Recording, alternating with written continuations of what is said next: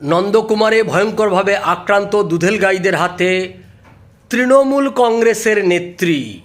দুধেল গাইদের হাতে আক্রান্ত তৃণমূল কংগ্রেসের নেত্রী, তাকে বিবস্ত্র করে বীভৎস মারধর করেছে দুধেল গাইয়ের দল।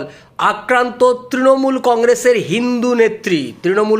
হিন্দু নেত্রীকে বিবস্ত্র করে বেধড়ক পিটিয়েছে দুধেল গাইরা। তৃণমূল কংগ্রেসে হিন্দু নেতা নেত্রীরাও যে সুরক্ষিত নয় এটা বারবার প্রমাণিত হচ্ছে, এবং যা জানা গেল শেষ পর্যন্ত ওখানে বিজেপির লোকেরা তারা দৌড়ে এসে ওই নেত্রীকে রক্ষা করে, উদ্ধার করে। বিবস্ত্র অবস্থায় বীভৎস পিটিয়েছে হিন্দু তৃণমূল কংগ্রেসের নেত্রীকে।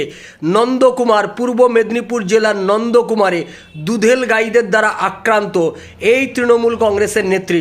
অর্থাৎ এটা বোঝা যাচ্ছে যে মমতার জামানায় দুধেল গাইদের হাতে তৃণমূল কংগ্রেসের হিন্দু নেতা নেত্রীরাও সুরক্ষিত নয়। এটা তো সবে শুরু।